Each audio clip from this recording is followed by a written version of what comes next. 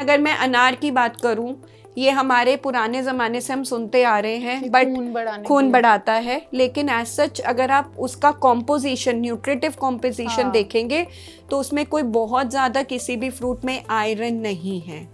में आप दही ले सकते हैं, बिल्कुल, ऐसा कोई दिक्कत वाली द ओनली थिंग इज अगर आपको ठंडा वैसे लग रहा है तो आप ताज़ा जमा हुआ दही रूम टेम्परेचर पे ले लीजिए। तो क्या वाकई ऐसा है कि हम ह्यूमंस को जो मिल्क है वो नहीं कंज्यूम करना चाहिए? दूध की पाचन शक्ति कम हो जाती है जैसे जैसे उम्र बढ़ती है। ऐसा तो नहीं है ना कि अगर आप ये खा लेंगे 2 महीने तो आपका चश्मा उतर जाएगा? नहीं नहीं, ऐसा नहीं है। आमतौर पे मैं एज अ न्यूट्रिशनिस्ट बहुत कॉमन सुनती हूँ अनीता कि वेजिटेरियन है तो हम प्रोटीन पूरा नहीं कर सकते। अगर हम थोड़ा सा कॉशियस हो जाए तो एक एवरेज इंडियन रिक्वायरमेंट जो 50 से 70 ग्राम पर डे का प्रोटीन है वो आराम से हम पूरा कर सकते हैं। अगर आप 12 से 15 बादाम और 2 अखरोट की गिरी, वो एक मुट्ठी नट्स ले लें और शाम के टाइम पे भुना हुआ चना या चने की चाट या मखाना ले लें। मखाने में भी अच्छा खासा प्रोटीन होता है। तो ये अगर आप इन बिटवीन स्नैकिंग में ऐड करते हैं तो इन 2 चीज़ों से आप 10 ग्राम प्रोटीन अपना डाइट में ऐड कर पा रहे हैं। ब्रेकफास्ट में खाली पेट आप क्या खाएं कि वो आपके लिए पूरे दिन की एनर्जी भी दे, किसी तरह का कोई साइड इफेक्ट भी ना हो, नुकसान भी ना पहुंचे, वेट गेन भी ना हो? तो क्या चीज़ें हैं ऐसी जो आप खाली पेट सुबह खा सकते हैं, या ब्रेकफास्ट कैसा कर सकते हैं आप? अच्छा दीप्ति, कुछ ऐसा भी है क्या कि चाय एडिक्टिव होती है? मतलब अगर आपने पिया तो हो सकता है कि आपको उसकी आदत पड़ जाए, उस फिक्स टाइम पे अगर आपने चाय नहीं पी तो हेडेक शुरू हो जाएगा या कुछ ऐसा? देखो, बहुत हद तक ये साइकोलॉजिकल होता है। लॉन्ग टर्म में आपके लिए अल्सरेशन, गैस्ट्रिक अल्सर्स का रिस्क बढ़ा सकता है। तो इस चीज़ को बहुत ध्यान से रखें। दिन में 2 से 3 कप, हाईएस्ट जो हम बोलते हैं 3 कप, बट उसको भी अगर हम एडिक्वेटली स्पेस आउट कर दें मील से तो बेहतर है। और ये आप चाय और कॉफी दोनों के लिए बता रहे हैं? दोनों मिला, मिल्क और विदाउट मिल्क? कुछ ऐसा, या आप कोई ऐसा पर्टिकुलर टाइम है कि अब ये टाइम है, परफेक्ट है, इस समय पे आप फ्रूट्स खा सकते हैं? देखो, अगर मैं अपनी न्यूट्रिशन उसकी बात करूँ तो ऐसा कोई स्पेसिफिक हम नहीं मानते। हाँ, जितने भी आपके सिट्रस फ्रूट्स है, जैसे लेमन है या आपका ऑरेंज है, अगर आप एम्प्टी स्टमक लेते हैं तो उसमें कई बार body to body acidity, gastritis का रिस्क थोड़ा ज़्यादा हो सकता है। केला वेट गेन कर सकता है? जरूरी नहीं, अगर आप बैलेंस कर लेते हैं अपनी डाइट को। कितने केले खा सकते हैं अगर आप बैलेंस की बात करें? देखो, 1 केला आप ले सकते हो अगर आप अपनी फिजिकल एक्टिविटी और बाकी चीज़ों को बैलेंस करते हैं। कोई ट्रीटमेंट चल रहा है, जैसे किडनी पेशेंट्स में नॉर्मली हम लोग, बनाना इज अ हाई पोटेशियम, तो उसमें मना किया जाता है। या जिनका पोटेशियम हार्ट डिजीज में बढ़ा हुआ है उनको मना कर सकते हैं। 100% सिर्फ मल्टीग्रेन रोटी या सिर्फ मिलेट्स पे 100% चले जाना इज नॉट अ सॉल्यूशन। तो आइडियली ग्लूटेन भी जरूरी है बॉडी को, क्योंकि अगर आप लंबे समय तक ग्लूटेन नहीं लेंगे तो फिर आपकी बॉडी अडेप्ट ही ऐसे हो जाती है कि बाद में फिर आप उसको डाइजेस्ट करने में आपको दिक्कत होगी। नॉन वेजिटेरियन फूड्स में आपका फैट कंसंट्रेशन बहुत ज्यादा है। और अगर आप 1 ग्राम फैट देखो और 1 ग्राम प्रोटीन देखो तो जो कैलोरी सोर्स है फैट का, it's just double the amount of carbs and the proteins। Physical activity जरूर मेंटेन करें। तो अगर हम सिर्फ बोले कि as a nutritionist I always say diet is important, it plays 70% role, लेकिन कहीं ना कहीं 30% स्ट्रेस मैनेजमेंट और फिजिकल एक्टिविटी बहुत इम्पॉर्टेंट है एक हेल्दी लाइफस्टाइल के लिए। कि यूरिक एसिड में सब, मैंने जैसे बताया, नॉन वेज स्पेसिफिकली आपका जितना भी ऑर्गन मीट है, लिवर है, कलेजी, किडनी है ना, और रेड मीट स्पेसिफिकली जो भी आपका मटन वगैरह है, वो आपको कम्प्लीटली अवॉइड करना है। एग वाइट्स अगर आप अपनी क्वांटिटी को मेंटेन कर लें तो आप आराम से ले सकते हैं। आप लीन सोर्स ऑफ, कितनी? एक एग वही मैं आपको बोल रही हूँ। अगर रिक्वायरमेंट्स पे एग वाइट्स आप 1 एग वाइट ले सकते हैं। आमतौर पे देखो, अगर आपके आयरन रिच वाली चीज़ों का सेवन अच्छा है, लेकिन अगर आपका विटामिन सी की कमी है तो भी वो आयरन एब्जॉर्ब नहीं होगा खाने से। अगर आप आयरन ले रहे हैं तो विटामिन सी भी आपको लेना चाहिए। बिल्कुल। तो उसमें एक चीज का बस ध्यान बोलूंगी मैं, आजकल लोग बहुत ब्लाइंडली अपने विटामिन डी सप्लीमेंट्स ले रहे हैं, तो वो ना करें, उसको कॉशियसली देखें, क्योंकि excess of these nutritional supplements can be stored in the liver and can have an harmful effects, hypervitaminosis जिसको हम कहते हैं। एक आजकल बायोटिन बहुत खाया जा रहा है। हेयर फॉल की प्रॉब्लम तो बच्चों से लेकर बुजुर्गों में तो खैर अलग बात है, हर कोई फेस कर रहा है, बाल झड़ रहे हैं, तो बायोटिन सप्लीमेंट्स बहुत, वो ठीक है कि आप मार्केट में जाएं? नहीं, जैसे मैंने बताया, एक हेल्दी डाइट अगर आप लेते हैं तो आपका ये रिक्वायरमेंट नहीं होती। और दूसरा, कहीं ना कहीं देखिए, जो आपका हेयर फॉल है वो कहीं ना कहीं आपकी स्लीपिंग इनएडिक्वेट होने की वजह से भी बहुत कॉमन होता है। एंटी कैंसरस डाइट की भी बहुत बात की जाती है कि आप ऐसा क्या खाएं कि आप जो है कैंसर के खतरे को कम कर सकें। देखिए, अगेन इसमें कंसेप्ट वही माइंडफुल ईटिंग और एक हेल्दी डाइट, तभी शायद ये रिकमेंडेशंस चेंज हुई। कल मेरी एक फ्रेंड का कॉल आया, उसने मुझे बताया कि पूरे 1 महीने की डाइटिंग के बाद उसने जो लूज किया वो था पूरे 30 दिन। बेचारी इतनी परेशान है कि अगर वो सांस भी ले तो 1-2 किलो गेन उसका हो ही जाता है। वहीं मेरी दूसरी फ्रेंड है जो जाने क्या क्या खाती रहती है लेकिन उसे वेट गेन हो ही नहीं रहा, और उसके दोस्त उसे ककड़ी, पतली, डंडी कहकर बहुत चिढ़ाते हैं। आप अपनी डाइट को लेकर, वेट को लेकर, सेहत को लेकर अक्सर कंसर्न होते होंगे। आपके दिमाग में ये सवाल आते होंगे कि आप ऐसा क्या खाएं कि आप हेल्दी रहें, आप ऐसा क्या ना खाएं कि आपको कोई बीमारी ना हो, या आपका वेट गेन ना हो, हाई बीपी ना हो। तो आपकी डाइट के तमाम सवालों के तमाम जवाबों के लिए आज हमारे साथ हैं दीप्ति खटूजा जी। स्वागत है आपका। नमस्कार अनीता। मॉनसून का सीजन है, सबसे पहले बूंदों से ही शुरू करते हैं, तो आप बताएं कि मॉनसून में कैसी डाइट रखी जा सकती है। वेट पर भी हम जरूर आएंगे लेकिन धीरे धीरे। अनीता, मॉनसून के हिसाब से अगर मैं बात करूं, एक बैलेंस डाइट जो हम कहते हैं, जिसमें हरी सब्जियां, सीज़न की सब्जियां, सीज़न के फलों का होना बहुत ज़रूरी है। और उसके साथ साथ अच्छी खासी मात्रा में, मतलब हमारा अनाज जो है उसकी मात्रा हम कंट्रोल्ड करके अगर लें, और प्रोटीन अच्छा रखें, यानी हमारी हर मील में हमें ये ध्यान रखना है कि प्रोटीन का इंटेक, चाहे वो दालें हैं, चाहे वो पनीर के फॉर्म में है, चाहे वो सोया के फॉर्म में है, या जो नॉनवेज हैं वो लीन मीट ले सकते हैं। लेकिन सबसे ज़्यादा आमतौर पे बारिशों के दिनों में ध्यान रखने वाली बात है कि हम बाहर का खाना अवॉइड करें, तली भुनी चीजें और मसालेदार चीजों से बचें। लेकिन बारिश में पकौड़े ना खाएं तो कैसे बात बनेगी? बिल्कुल सही। लेकिन अगर इसी चीज को हम मात्रा में कंट्रोल्ड, यानी पोर्शन साइज को अगर हम कंट्रोल कर लें, या घर का बना हुआ लेकिन पोर्शन को कंट्रोल करके खाए, तो वो बहुत ही फायदेमंद तरीके से आप उसका फायदा और लुफ्त उठा सकते हैं। तो हमारे आम तौर पे जो हमने देखा है वो ये कि जब हम खाने लगते तो पोर्शन कंट्रोल नहीं होता, और एक ये सबसे बड़ा इम्पोर्टेंट फैक्टर है कि हम पोर्शन कंट्रोल पे ध्यान रखें। तो पोर्शन कैसे, मतलब डिसाइड कैसे करें? क्योंकि जब आप एक पकौड़ा उठाएंगे या कोई भी एक स्नैक उठाएंगे तो आपको लगेगा कि अब एक और लेना है, वो आप टेस्ट के पीछे पीछे जा रहे हैं जी। लेकिन पोर्शन आप कैसे समझें कि मुझे इतना लेना है?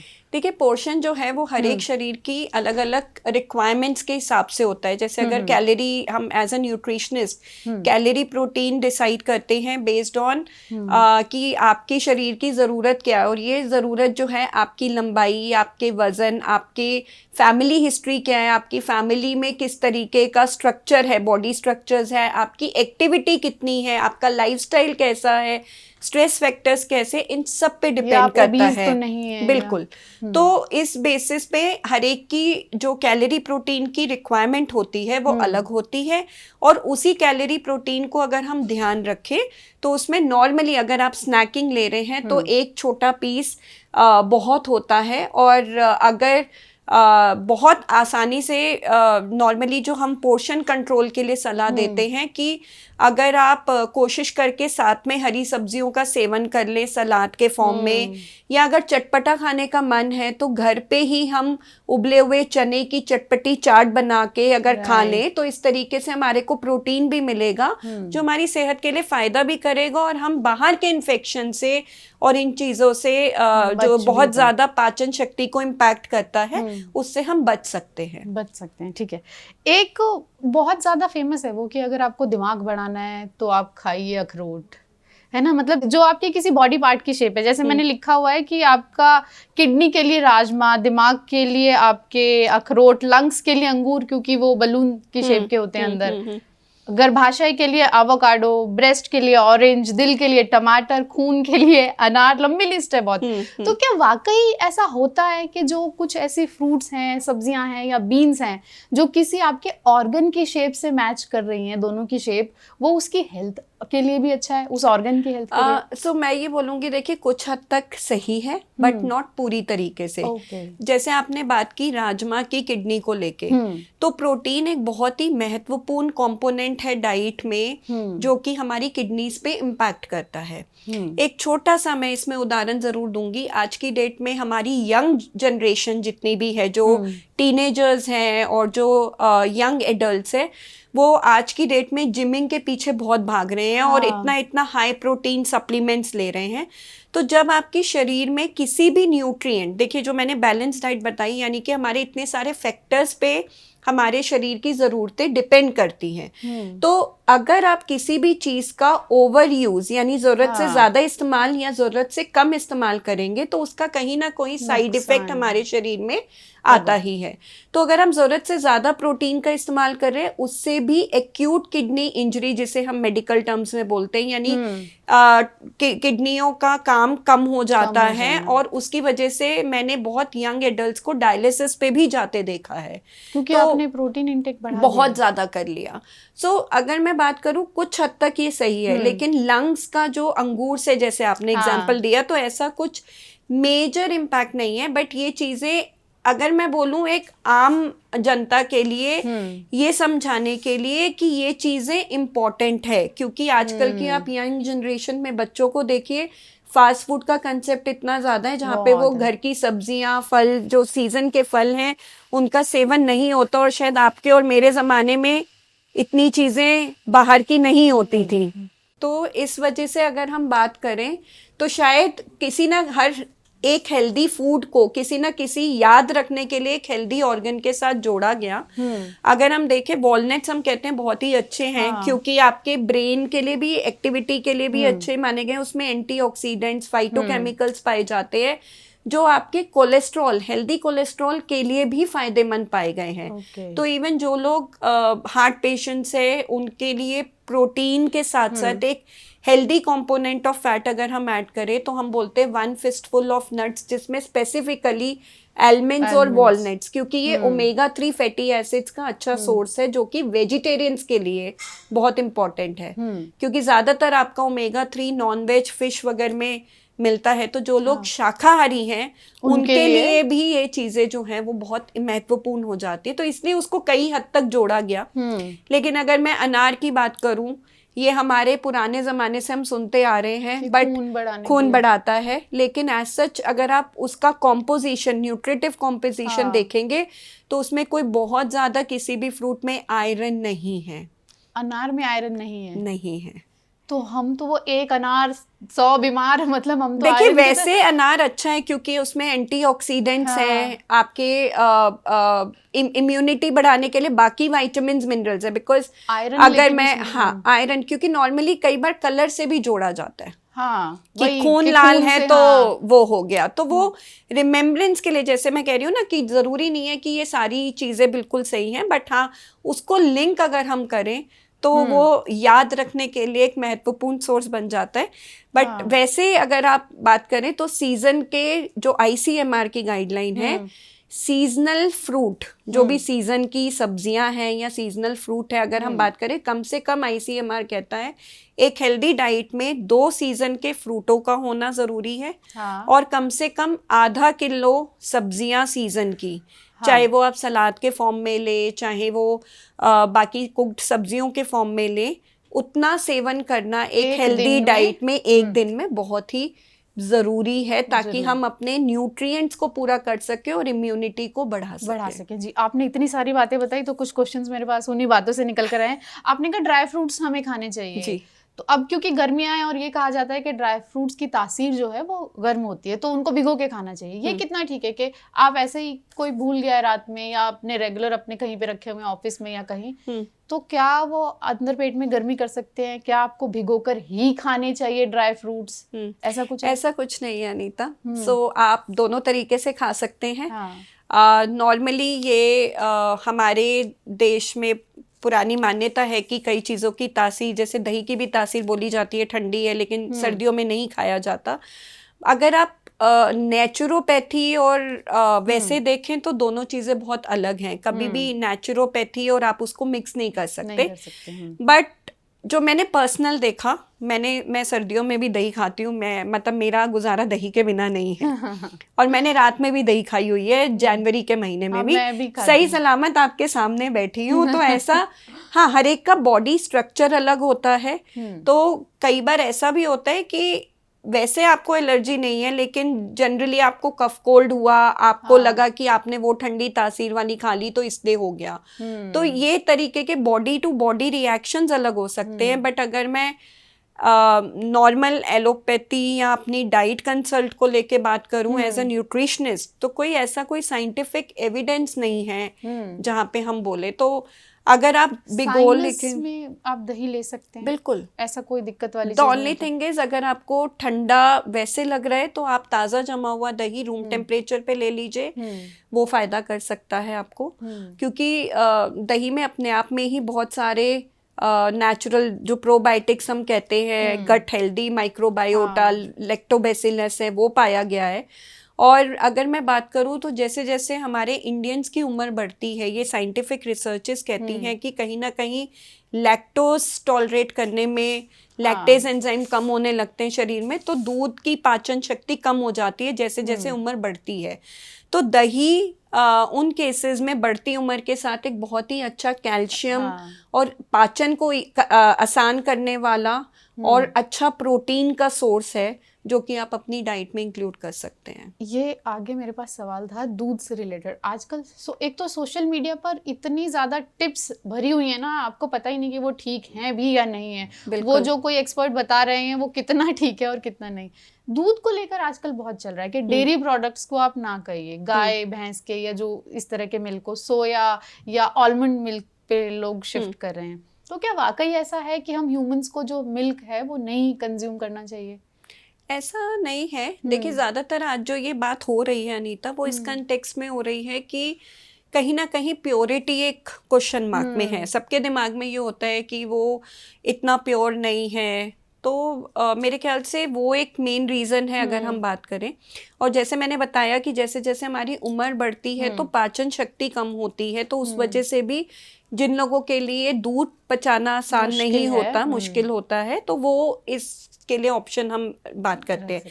लेकिन अगर मैं मेडिकल साइंस में बात करूं तो हम जब तक किसी को लैक्टोज एलर्जी नहीं है, या अगर आपके सिम्टम्स हैं, जैसे एक उम्र के बाद आपको ब्लोटिंग हो रही है, आपको लग रहा है पेट में हैवीनेस है, तो हम सजेस्ट ये करते हैं कि रादर देन आप पूरा लैक्टोज फ्री मिल्क जाने से बेटर है कि आप दही के फॉर्म में जितना आप सेवन कर लें। बिकॉज एक छोटा सा एग्जांपल दूंगी, जैसे सोया मिल्क है वो लैक्टोज फ्री है, लेकिन उसमें प्रोटीन तो आप पूरा कर लेते हो, लेकिन उसमें कैल्शियम नहीं है। लेकिन हमारा जो नेचुरल दूध है और दूध की बनी हुई चीजें हैं, चाहे वो पनीर कह लीजिए, चाहे वो दही कह लीजिए, उसमें प्रोटीन के साथ साथ कैल्शियम एक अच्छा नेचुरल सोर्स है जो हमारी बॉडी की रिक्वायरमेंट्स को पूरा करता है। तो अगर आप 100% लैक्टोज फ्री मिल्क में जा रहे हैं तो आपको ध्यान रखना है कि क्या आपका कैल्शियम इंटेक ठीक चल रहा है, और आप अगर ज़रूरत है तो आप उसका अपने डॉक्टर से सलाह लेके उसके सप्लीमेंट्स ले सकते हैं। लेकिन इसमें भी मेरे बहुत आम तौर पे लेकिन मैं इस पे खास तौर पे बोलूँगी कि सप्लीमेंटेशन जो आजकल हम लोग सब रैंडमली किसी भी चीज़ का सप्लीमेंटेशन अपने आप ही ले लेते हैं, वो भी गलत है। वो भी गलत है, बिल्कुल। अच्छा, हमने जो बॉडी पार्ट्स की और उसकी बात की थी, उसमें से एक गाजर थी जो आंखों के लिए अच्छी मानी जाती है, और ये कहा भी जाता है कि वो आंखों के लिए बहुत अच्छी है। ये क्वेश्चन बहुत ज़्यादा आता है, या तो फ़ोन और स्क्रीन और लाइट, ये जो ब्लू लाइट है इसकी एक्सपोजर बढ़ गया है लोगों का, आइज़ को लेकर बहुत इश्यूज आ रहे हैं। ऐसे क्वेश्चन आते हैं कि हम क्या खाएं कि हमारी आंखों की रोशनी बढ़ जाए। तो कुछ ऐसा है जो आपकी आई साइड को अच्छा बना सकता है? बिल्कुल। देखिए, जितनी भी आपकी लाल, ऑरेंज या येलो कलर की सब्जियां या फ्रूट होते हैं, और अभी के सीजन में अगर मैं बात करूं, गाजर, जो ऑरेंज गाजर आ रही है, उसके साथ साथ जैसे हमारा अभी मैंगो का सीजन है, आम का सीजन है, क्योंकि वो येलो फ्रूट है, तो जितने भी ये लाल, येलो और ऑरेंज कलर के सब्जियां हैं, इनमें विटामिन ए यानी बीटा कैरोटीन बहुत अच्छा होता है, तो रिच सोर्स होता है, जो कि आईज के लिए बहुत इंपॉर्टेंट है। तो जैसे मैंने आपको बताया कि कुछ चीज़ें इसमें सही हैं, बट मैं पूरा नहीं बोलूंगी 100% सही है। ऐसा तो नहीं है ना कि अगर आप ये खा लेंगे 2 महीने तो आपका चश्मा उतर जाएगा? नहीं नहीं, ऐसा नहीं है। देखिए, उसके साथ साथ डाइट के साथ साथ इम्पॉर्टेंट फैक्टर है कि आपका स्क्रीन टाइम आपका रिस्ट्रिक्ट होना चाहिए। आपकी वॉशिंग जो ऑफ आईज है वो अच्छी होनी चाहिए, मतलब क्योंकि आजकल इतना पोल्यूशन हम लोग देखते हैं, हमारी आंखें थक जाती हैं। एडिक्वेट स्लीप होना बहुत ज़रूरी है ताकि आईज को रेस्ट मिल सके। तो डाइट इम्पॉर्टेंट है, लेकिन अकेले वो ये सारी चीज़ें नहीं कर सकता। उसके साथ साथ डेफिनेटली स्क्रीन टाइम मैं बोलूँगी आजकल की डेट में, बिकॉज बच्चों के लिए बहुत इम्पोर्टेंट हो गया, क्योंकि वो लोग सब स्क्रीन पर हैं। आपके और मेरे टाइम पे इतना स्क्रीन नहीं होता था, और हम लोग 4-4 घंटे जाके खेलते थे। तो आजकल के बच्चों में वो नहीं देखा जाता, और कोविड के बाद से सब कुछ ऑनलाइन मोड आ गया, तो वो भी एक कहीं ना कहीं स्ट्रेस फैक्टर रहा है कि सब लैपटॉप्स और गैजेट्स पे बैठे हैं। आपने जो बात की वो काफी हद तक जाती है माइंडफुल ईटिंग की तरफ। जी, उसके बारे में थोड़ा बताएं कि वो क्यों इम्पोर्टेंट है? देखिए, माइंडफुल ईटिंग इसलिए इम्पोर्टेंट है ताकि आपकी बॉडी को सही form of nutrients right amount में मिल सके। मैं एक सिंपल सा एग्जांपल दूंगी। अगर आप एक हमारी एवरेज इंडियन थाली देखें, उसमें सबसे ज़्यादा इस समय हमारी जो मात्रा है वो अनाज की होती है, चाहे वो आप रोटी के फॉर्म में है या चावल के फॉर्म में है, या अगर आप साउथ में देखें तो इडली और उत्तपम, डोसा, इन सब के फॉर्म्स में है। ठीक है, तो जो ये अनाज है, जब भी आप किसी भी चीज़ का ओवर यूज़ करते हो, दूसरी तरफ हमारी एक्सरसाइज बहुत कम हो गई है। तो ये एक मेजर सोर्स है कि जब आपकी बॉडी की रिक्वायरमेंट्स इतनी है, लेकिन आप कंज्यूम कर रहे हैं ज़्यादा और आप उसको बर्न नहीं कर पा रहे हैं, तो कहीं ना कहीं वो आपकी बॉडी में डिपॉजिट हो रहा है चिकनाहट के फॉर्म में, फैट में कन्वर्ट होके वो आपकी बॉडी में डिपॉजिट हो जाता है, जिसकी वजह से मोटापा, ओवरवेट, ओबेसिटी, और यही एक ओवरवेट और ओबेसिटी आज की डेट में सबसे ज़्यादा, अगर आप देखें, चाहे वो शुगर, मधुमेह की बीमारी हो, सबसे ज्यादा बीमारियां वो सबसे ज्यादा, इवन कई तरीके के कैंसर्स को रिलेट किया गया है ओबेसिटी की वजह से। इसीलिए WHO की गाइडलाइंस अगर आप देखें 2018 में, उसमें body mass index Indian Asian population के लिए रेंज कम की गई है, और आपका सॉल्ट इनटेक भी जो है वो कम किया गया है एक नॉर्मल हेल्दी पर्सन के लिए भी। तो माइंडफुल ईटिंग बहुत ज़रूरी है, और ताकि हमारे न्यूट्रिएंट्स, और कोविड से हम निपटे ही है जहाँ सबने इम्यूनिटी की बात की, तो सब्जियों का इंटेक बहुत कम है, प्रोटीन का इंटेक बहुत कम है। और आमतौर पे मैं एज अ न्यूट्रिशनिस्ट बहुत कॉमन सुनती हूँ अनीता कि वेजिटेरियन है तो हम प्रोटीन पूरा नहीं कर सकते। बिल्कुल सही। अगर हम थोड़ा सा कॉशियस हो जाए तो एक एवरेज इंडियन रिक्वायरमेंट जो 50 से 70 ग्राम पर डे का प्रोटीन है, वो आराम से हम पूरा कर सकते हैं। आप इस चीज को सुन के कैसे वेजिटेरियन के लिए कौन से ऐसे फूड सोर्सेज हैं जिससे कि वो अपनी प्रोटीन की रिक्वायरमेंट देखिए, सबसे पहली चीज जो ICMR की गाइडलाइन ने बोला कि आप जो दही है उसको प्लेट में काउंट ना करें। ओके, ठीक है, तो दही आपका अलग पार्ट हो गया। तो मैं अगर बात करूँ तो कम से कम लंच या डिनर में एक मील अगर आप 150 ग्राम दही खा रहे हैं तो उसको आप अलग रखें। उसके अलावा आपके सुबह के नाश्ते में, दिन के खाने में मेक श्योर करें कि आपके नाश्ते में 2 प्रोटीन सोर्सेज, चाहे वो दूध है, दही है, जो लोग नॉनवेज खाते हैं, अंडे की सफेदी है, या पनीर है, के लिए हम दोनों के लिए स्टेप बाय स्टेप चलते हैं। पनीर उसका रिप्लेसमेंट आप कर सकते हैं, या अगर आप स्प्राउट्स वगैरह कुछ एक मुट्ठी भुना हुआ चना या स्प्राउट सैलेड अगर आप ले लेते हैं, तो ब्रेकफास्ट में आप अपने 2 सोर्स रखिए। आप अपना लंच में कोई भी दाल, पनीर, सोया प्लस साथ में दही अलग है, और रात में भी दाल, पनीर, सोया में से कोई भी एक चीज। ठीक है, ये हमने बात की मेन मील्स की। इसके बीच में जो बहुत इंपॉर्टेंट गाइडलाइन है कि अगर आप इन बिटवीन स्नैकिंग में रेशे के साथ साथ प्रोटीन वाली चीजें, जैसे एक मुट्ठी नट्स की हमने बात की, नट्स और सीड्स, अगर आप 12 से 15 बादाम और 2 अखरोट की गिरी वो एक मुट्ठी नट्स ले लें और शाम के टाइम पे भुना हुआ चना या चने की चाट या मखाना ले लें। मखाने में भी अच्छे खासा प्रोटीन होता है। तो ये अगर आप इन बिटवीन स्नैकिंग में ऐड करते हैं तो इन दो चीज़ों से आप 10 ग्राम प्रोटीन अपना डाइट में ऐड कर पा रहे हैं। तो जब आप ये चीज़ें करते हैं और रात में अगर दूध ले लें, अगर दूध नहीं ले पा रहे हैं तो पनीर या दही की मात्रा बढ़ा दे पूरे दिन में, तो आप आराम से एवरेज 50 से 70 ग्राम का प्रोटीन ले सकते पूरा कर सकते हैं। जी। एक ब्लू जोन की बहुत ज्यादा बात होती है कि वहाँ पे लोग 100 साल तक जिंदा रहते हैं। क्यों? क्योंकि उनकी डाइट ऐसी होती है, वो वेजिस। तो क्या है ब्लू जोन डाइट, क्या है? मतलब अगर मैं फॉलो करना चाहूँ तो start to end A to Z कैसे रहेगी वो? देखो, ब्लू जोन एक हेल्दी डाइट का ही कंसेप्ट मैं बोलूँगी। उसमें भी यही बोला गया है कि 95 यानी 95% जो डाइट है वो वेजिटेरियन सोर्सेज से आए और 5% जो है वो नॉन वेज सोर्सेज से आए। और उसमें भी फोकस जो ज़्यादातर एम्फेसाइज किया गया है वो आपके वेजिटेबल्स पे किया गया है, आपके फ्रूट्स पे किया गया है, आपके नट्स एंड सीड्स पे किया गया है, शुगर्स और प्रोसेस्ड फूड्स को कम किया गया है, आपके नॉन वेज को रिस्ट्रिक्ट किया गया है। अगर आप वो नॉन वेज, क्यों रिस्ट्रिक्शन इम्पॉर्टेंट होता है? क्योंकि प्रोटीन तो हम जानते हैं उसमें बहुत अच्छा है, लेकिन हम ये भूल जाते हैं कि वेजिटेरियन सोर्सेज के कंपैरेटिव एक उसमें जो फैट कंटेंट है वो कंपैरेटिवली ज़्यादा है और दूसरा उसमें रेशा नहीं होता है जो कि आपको फीलिंग ऑफ फुलफिलनेस देता है, जिससे आप सेटाइटी अर्ली रीच करते हैं। तो आप अपने आप ही पेट भर जाता है तो ओवर ईटिंग नहीं कर पाएंगे। हाँ, या आपको फील नहीं आएगा कि आपका तो पेट में। आपका जो वेजिटेरियन सोर्सेज हैं उसमें नॉर्मली अगर आप देखें तो फाइबर और प्रोटीन दोनों हैं। इसमें मेजरली आपका प्रोटीन है तो फाइबर नहीं है। तो उस हिसाब से अगर मैं बात करूं तो कॉन्स्टिपेशन और ये सब प्रॉब्लम्स नॉन वेज जो एक्सट्रीम केसेस ज्यादा खाते हैं उनमें बहुत ज्यादा मिल सकते हैं और फैट कंपोनेंट डेफिनेटली ज्यादा है। ओके, तो ब्लू जोन डाइट कहते हैं ना कि 100 साल जीने के लिए। हाँ, तो इसीलिए बोली जाती है क्योंकि इसमें वही कंसेप्ट है कि आप प्रोसेस्ड फूड्स कम करिए और आप जितना हो नेचुरल चीजें, वेजिटेबल्स, फ्रूट्स, होल ग्रेन्स, इन पे एम्फेसाइज करिए। ठीक। और पानी का इंटेक भी इसमें खास तौर पे कि ड्रिंक्स में भी जितना हो सकता है ज्यादा से ज्यादा पानी का consumption, because blue water is blue, so that's why, क्योंकि दैट्स अ नेचुरल लिक्विड जो हमारी बॉडी का 70% कंपोनेंट इज वाटर। ठीक।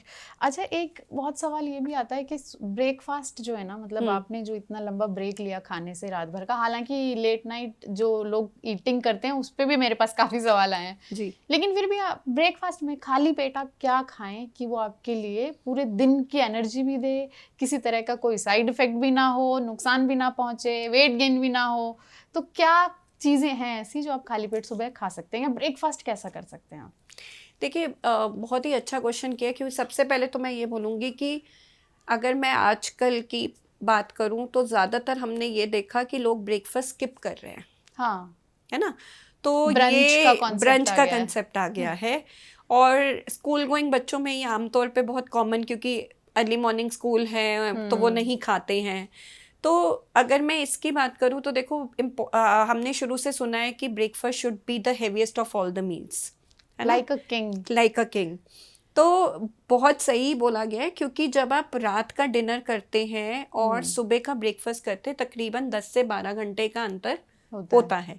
और अगर मैं बोलूँ तो इसमें एक कंसेप्ट आप और जोड़ सकते हो कि कहीं ना कहीं जो इंटरमिटेंट फास्टिंग का कंसेप्ट है वो भी हमारे एल्डर से यहीं से आया, क्योंकि अर्ली डिनर खाते थे और सुबह उठ के अपना एक्सरसाइज करके and then they used to have the breakfast. So जो ये 10 से 12 घंटे के अंतर में जो आपका ग्लूकोज प्रोड्यूस हुआ आपके मील से, glucose is a fuel for your body, तो वो नाइट टाइम में ही ओवर यूज हो जाता है, आपकी बॉडी यूटिलाइज कर लेती है।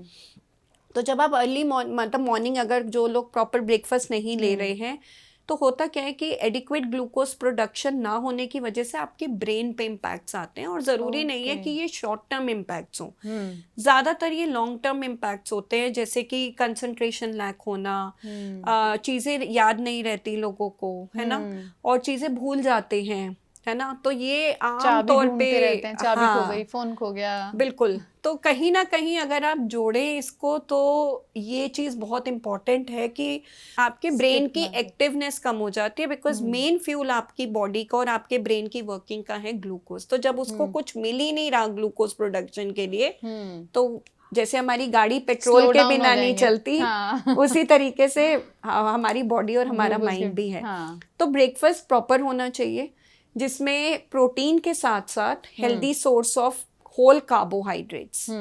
लोग आजकल क्या करते हैं, सिर्फ प्रोटीन की बात कर रहे हैं, कार्ब्स बिल्कुल हटा देते हैं। वो भी नहीं होना चाहिए, क्योंकि अगर आप वो कर रहे हैं तो प्रोटीन जो है वो प्रोटीन का स्पेयरिंग एक्शन ना करके वो यूज होगा as a source of glucose production. Protein. हाँ, अगर आप एडिक्वेट कार्ब्स नहीं ले रहे हैं। हाँ। तो इसीलिए मैं हमेशा सजेस्ट करती हूँ कि ब्रेकफास्ट में one source of carbohydrate, but it should be whole grains. जितना आप होल ग्रेन्स पे एम्फेसाइज करो ताकि फाइबर न्यूट्रिएंट्स बेटर हो, उसके साथ साथ प्रोटीन का इंटेक शुड बी गुड। ठीक है, तो वो एक बहुत इंपॉर्टेंट फैक्टर है, ताकि जो ग्लूकोज प्रोडक्शन है वो कार्ब से हो और आपका जो प्रोटीन है वो protein sparing action, muscle building और आपकी इम्यूनिटी और इन सब प्रोसेसेस के लिए काम करे। तो वो होना ज़रूरी है। और एक चीज़ अनीता मैं इसमें ऐड करूँगी, मैं ज़्यादातर लोग फैमिलीज़ में जब मैं पेशेंट्स देखती हूँ, मैं हिस्ट्रीज लेती हूँ कंसल्ट के टाइम पे, तो मैं ये देखती हूँ आमतौर पे हम लोग टी कॉफ़ी का सेवन। मेरा अगला सवाल यही लिखा हुआ है, क्योंकि मेरी बहुत बुरी आदत है, मैं सुबह जब तक मुझे चाय ना दिखे मैं उठ नहीं पाती हूँ। देखो, चाय सुबह अगर हम लें तो उसमें कोई दिक्कत नहीं है। द ओनली थिंग इज हमें ये ध्यान रखना है कि क्या हमारी पूरे दिन में चाय की क्वांटिटी लिमिटेड रहे। और खाली पेट मैं सजेस्ट चाय नहीं करूँगी, बिकॉज उससे एसिडिटी, गैस्ट्राइटिस का रिस्क हमेशा ज़्यादा रहता है। तो अगर आप चाय ले रहे हैं तो उसके साथ में कुछ हल्का सा ज़रूर लें। लेकिन यहाँ पे आमतौर पे ध्यान रखने वाली बात ये है कि ज़्यादातर लोग नट्स या कोई भी हेल्दी चीज़ जो है वो चाय कॉफ़ी के साथ का सेवन करते हैं। तो चाय कॉफ़ी में जितना भी आपका निकोटीन, कैफीन होता है, जो हेल्दी न्यूट्रिएंट्स है, जैसे नट्स हो गए, तो जितने हेल्दी वाइटामिन्स, मिनरल्स हैं, उनकी एब्जॉर्प्शन या प्रोटीन की एब्जॉर्प्शन को रोक सकता है। तो उसका ध्यान रखें। तो मैं हमेशा बोलती हूँ कि आप चाय कॉफ़ी को अपने हेल्दी मील या हेल्दी स्नैक के साथ कम से कम 1 घंटे का अंतर जरूर मेंटेन करें। ओके। अच्छा दीप्ति, कुछ ऐसा भी है क्या कि चाय एडिक्टिव होती है? मतलब अगर आपने पिया तो हो सकता है कि आपको उसकी आदत पड़ जाए, उस फिक्स टाइम पे अगर आपने चाय नहीं पी तो हेडेक शुरू हो जाएगा या कुछ ऐसा? देखो, बहुत हद तक ये साइकोलॉजिकल होता है। अब अगर मेरा माइंड प्रोसेस ही ये है कि मुझे चाय पसंद है, आप कभी भी देखिएगा, आपको अगर राजमा पसंद है, एक कॉमन एग्जांपल दे रही हूँ मैं, राजमा चावल हम सबको पसंद होता है, तो अगर हमें राजमा पसंद है तो हम हमेशा ज़रूरत से ज़्यादा खाएंगे। है ना? तो ये साइकोलॉजिकल होता है। बट ऐसा नहीं, देखिए कई चीज़ों में कई लोगों, बिकॉज साइकोलॉजिकली अगर आप ऑलरेडी इस थॉट प्रोसेस में हैं तो आप कितना भी कंट्रोल करना चाहो वो कहीं ना कहीं लैंड अप करता है। तो बहुत इम्पॉर्टेंट है कि डेफिनेटली इसको कंट्रोल करना बहुत ज़रूरी है, क्योंकि अगर आप एक्सेस टी कॉफ़ी का सेवन कर रहे हैं तो वो नुकसान लॉन्ग टर्म में आपके लिए अल्सरेशन, गैस्ट्रिक अल्सर्स का रिस्क बढ़ा सकता है। तो इस चीज़ को बहुत ध्यान से रखें। दिन में 2 से 3 कप, हाईएस्ट जो हम बोलते हैं 3 कप, बट उसको भी अगर हम एडिक्वेटली स्पेस आउट कर दें मील से तो बेहतर है। और ये आप चाय और कॉफी दोनों के लिए बता रहे हैं? दोनों मिला के, मिल्क और विदाउट मिल्क, है ना? ठीक। अच्छा, एक फ्रूट्स की भी बहुत बात की जाती है कि फ्रूट्स आप खाली पेट नहीं खाएं, वो एसिडिटी कर सकते हैं या कुछ ऐसा, या आप कोई ऐसा पर्टिकुलर टाइम है कि अब ये टाइम है, परफेक्ट है, इस समय पे आप फ्रूट्स खा सकते हैं? देखो, अगर मैं अपनी न्यूट्रिशन उसकी बात करूँ तो ऐसा कोई स्पेसिफिक हम नहीं मानते। हाँ, जितने भी आपके सिट्रस फ्रूट्स है, जैसे लेमन है या आपका ऑरेंज है, अगर आप एम्प्टी स्टमक लेते हैं तो उसमें कई बार body to body acidity, gastritis का रिस्क थोड़ा ज्यादा हो सकता है। They are acidic in nature में कुछ इस तरह के, हाँ, हो सकता है। ठीक है, तो वो बॉडी टू बॉडी आपको वेरी करके देखना पड़ता है। जैसे कॉमनली एग्जांपल दूंगी, आई रियलाइज्ड कि जब मैं एम्प्टी स्टमक रेगुलर में I take, I feel acidic with lemon water. So उसमें यही है कि या तो आप रेगुलर में ना लें या उसकी क्वांटिटी को कम कर दें। सो वो बॉडी टू बॉडी वेरी करता है। बट अगर मैं वैसे साइंस की बात करूं कि रात में खट्टा नहीं खाना, दिन में खट्टा नहीं खाना, तो ऐसा कोई स्पेसिफिक टाइम नहीं है। और आप फ्रूट्स में मेरे हिसाब से तो एक बहुत अच्छा सब्स्टिट्यूट है शुगर क्रेविंग्स को कंट्रोल करने का। अगर आप, मतलब जिन लोगों के लिए शुगर छोड़ना या मिठाई, जिनकी स्वीट टूथ है, और वेट कंट्रोल करना चाहते हैं, तो अगर आप लिमिट अमाउंट्स में आफ्टर मील स्पेसिफिकली जब हमारी क्रेविंग्स होती हैं, अगर आप फ्रूट्स ले लें तो उससे आपको नेचुरल शुगर्स के साथ साथ फाइबर्स भी मिलते हैं. They are more nutritious, we know, ज़्यादा वाइटामिन्स मिनरल्स हैं, जो हमने सीजनल फ्रूट्स की बात की स्टार्टिंग में.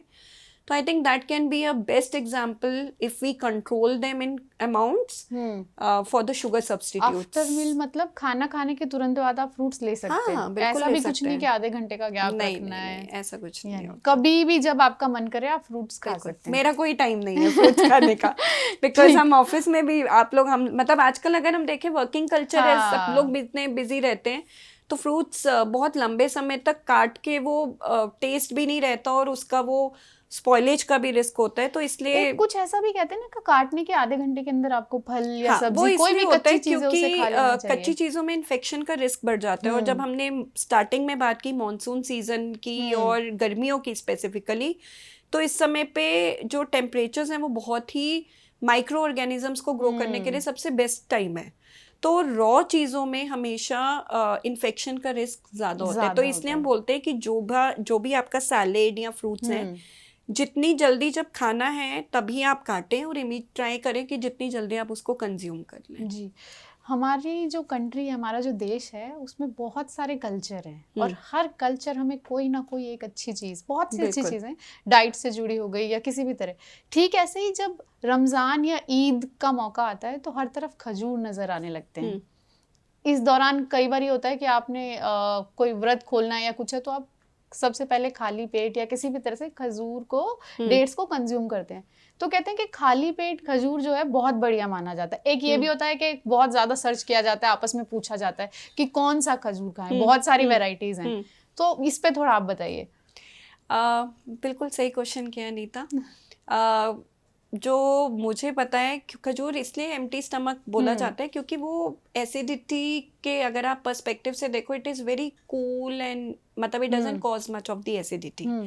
और ये एक ऐसा देन है नेचर की जिसमें आपको इंस्टेंट एनर्जी प्रोडक्शन के साथ साथ आपको बहुत सारे न्यूट्रिएंट्स भी मिलते हैं जो डाइजेशन पॉइंट ऑफ व्यू से भी काफ़ी हद तक सेफ हैं, इजी टू डाइजेस्ट हैं. और न्यूट्रिएंट्स मतलब विटामिन्स मिनरल्स की बात करूं, उससे लोडेड हैं. तो उससे बेहतर हमें क्या चाहिए. तो अगर दिन की शुरुआत हमारी उससे हो जाए तो बहुत ही बढ़िया है. और वैसे तो हर एक की अपनी लाइकिंग होती है खजूर की, लेकिन औजा टाइप का जो खजूर होता है और एक होता है मेजबुल, जिसको किंग ऑफ डेट्स बोला जाता है. अच्छा. तो ये बहुत ही स्पेसिफिक दो टाइप्स देखे गए हैं जो कि फायदेमंद ज्यादा फायदेमंद हो सकते हैं. ठीक है. हालांकि सबका अपना अपना टेस्ट पे वेरी कर सकता है, बट अगर मैं बात करूं पॉपुलैरिटी के पॉइंट ऑफ व्यू से और वैसे देखा जाए तो these are the two main varieties जिनकी बात की जाती है. मुझे जॉर्डन वाला बहुत पसंद है. साइज भी बड़ा होता है और टेस्ट भी बहुत अच्छा करता है. अच्छा, फ्रूट सैलेड हम बहुत खाते हैं. उसमें बनाना भी है, उसमें ऑरेंज भी है, उसमें तरबूज भी है. तो क्या ये ठीक है कि आप बहुत सारे फलों को एक साथ काट कर खाएं जिनकी तासीर अलग है, जिनकी प्रॉपर्टीज अलग हैं? क्या ये कुछ एसिडिक रिएक्शन कर सकते हैं? बिल्कुल, आप खा सकते हैं, उसमें कोई दिक्कत नहीं है. ये वेरी कर सकता है कि आप किस चीज़ पे वर्कआउट कर रहे हैं. फॉर एग्जांपल अगर किसी को वेट रिडक्शन के पॉइंट ऑफ व्यू से खाना है, तो मैं ये बोलती हूँ कि जब तक ऐसा नहीं है कि डायबिटिक नहीं है और वेट रिडक्शन करना है तो केला बिल्कुल बंद कर दे. देखो, बिकॉज हर फ्रूट में अपना एक नेचुरल विटामिन मिनरल, मतलब ज़रूरी नहीं है कि सारे फ्रूट्स में सारे तरीके के विटामिन मिनरल्स हो. तो हर फूड जो है, जो नेचर ने हमें दिया है, कुछ ना कुछ स्पेसिफिक लेके आता है. और इसीलिए अलग अलग सीजन में उनको देखा भी गया है. जो सीजन के हिसाब से आपकी शरीर की ज़रूरतें होती हैं उनको पूरा भी करता है नेचर ने. इसीलिए ये चीज़ें इस तरीके से क्रिएट की गई.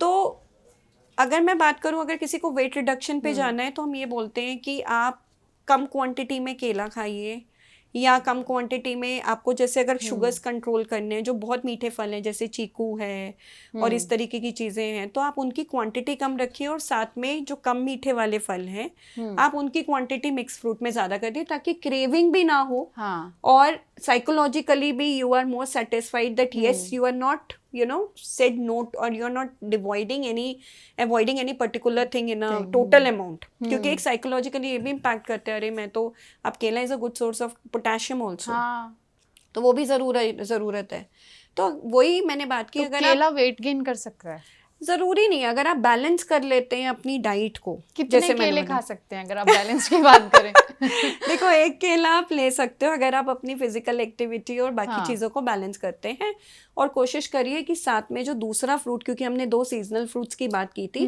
तो दूसरा सीजनल फ्रूट जो भी आपका सीजन का आ रहा है जैसे मैंगोज हैं या एप्पल्स हैं या जो भी अभी जैसे गर्मियाँ चल रही है तो आई थिंक मस्क मेलन और वाटरमेलन बहुत अच्छी देन है because it's a natural form of water जो आपकी डाइट को हाइड्रेशन को मेंटेन करता है तो ऐसा कुछ नहीं है कि आप मिक्सचर नहीं खा सकते बट डिपेंड करता है कि अगर आप कोई स्पेसिफिक मेडिकल पार्ट से किसी चीज को देख रहे हैं तो आपको कुछ चीजों पे कम क्वांटिटी या ज्यादा या कई बार अगर कोई मेडिकल आपकी कोई ट्रीटमेंट चल रहा है जैसे किडनी पेशेंट्स में नॉर्मली हम लोग बनाना इज अ हाई पोटेशियम तो उसमें मना किया जाता है या जिनका पोटेशियम हार्ट डिजीज में बढ़ा हुआ है उनको मना कर सकते हैं तो वो डिपेंड करता है मेडिकल कंडीशंस के बेसिस पे बट अदरवाइज आप आराम से कॉम्बिनेशंस कर सकते हैं ठीक है तो कुछ ऐसा भी है जैसे आपने अभी बताया ना कि पानी बहुत ज्यादा होता है गर्मियों के फल में तो उनको खाने के बाद पानी नहीं पीना ये सब चीजें कि खांसी हो जाएगी बीमार हो जाओगे हैजा हो जाएगा अगर खरबूजे के ऊपर या खीरा के ऊपर पानी पी लिया की बॉडी बहुत डिपेंड करती है अब हमें नहीं पता जो पाचन शक्ति कम हुई दस्त लगे क्या वो तरबूज कितनी देर पहले कटा हुआ था उसका साइड इफेक्ट है क्योंकि नेचुरोपैथी और एलोपैथी 2 बहुत अलग अलग चीजों पे काम करते हैं तो अगर आप दोनों को साथ लेके चलोगे तो हमेशा कहीं ना कहीं कंफ्यूज ठीक है तो मेरा ये मानना है कि कुछ चीजों में जो हमारे बड़े बुजुर्ग बोल रहे हैं अगर हम आधा घंटा रुक के कुछ थोड़ा सा खा के फिर पानी पी लें तो उसमें कोई हार्म नहीं है लेकिन ऐसा कोई साइंटिफिक क्लियर कट एविडेंस तो नहीं है ठीक है हाँ बहुत सारे मेरे बुजुर्गों के सवालों के जवाब मुझे आज तक नहीं मिले पैर क्यों नहीं हिलाने चाहिए मुझे नहीं पता पर मैंने भी मान लिया आपने बात की अनाज की मल्टीग्रेन की मल्टीग्रेन आजकल ब्रेड्स बहुत चले हुए हैं मल्टीग्रेन रोटियों का भी चलन आ गया है कि आप आटा मिक्स कीजिए और खाइए हर आटे की तासीर अलग होती है जीआई उसका इंडेक्स अलग होगा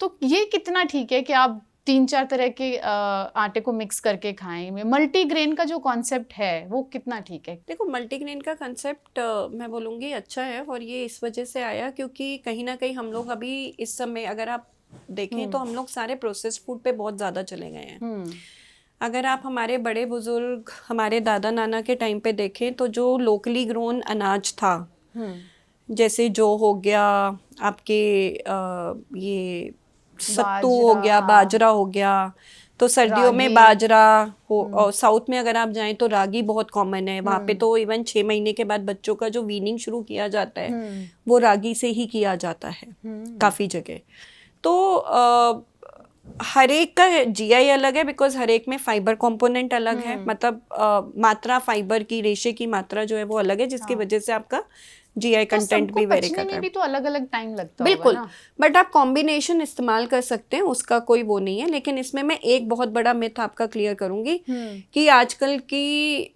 डेट में जो हम बहुत कॉमन फेस कर रहे हैं वो ये कि कहीं ना कहीं हर कोई आके ये बोल रहे हैं कि हमें ग्लूटेन के लिए मना किया है हम व्हीट बंद कर रहे हैं तो ऐसा कोई साइंटिफिक एविडेंस नहीं है अनटिल अनलेस आपको ग्लूटेन से एलर्जी देखी गई है वो कंफर्म्ड है तब हम बोलते हैं आप अवॉइड करें अदरवाइज 100% सिर्फ मल्टीग्रेन रोटी या सिर्फ मिलेट्स पे 100% चले जाना इज नॉट अ सॉल्यूशन तो आइडियली ग्लूटेन भी जरूरी है बॉडी को क्योंकि अगर आप लंबे समय तक ग्लूटेन नहीं लेंगे तो फिर आपकी बॉडी अडेप्ट ही ऐसे हो जाती है कि बाद में फिर आप उसको डाइजेस्ट करने में आपको दिक्कत होगी तो हर एक जो मैंने आपको बोला कि हर एक चीज़ का कॉम्बिनेशन और हर एक चीज़ की मात्रा तो जो भी हमारे टोटल अनाज है हम बोलते हैं उसका 1/3 मिलेट जो है कंसंट्रेशन वो 1/3 मिलेट्स के फॉर्म में आप कर सकते हैं बट 100% रिप्लेसमेंट अनटिल अनलेस आप एलर्जिक हैं तो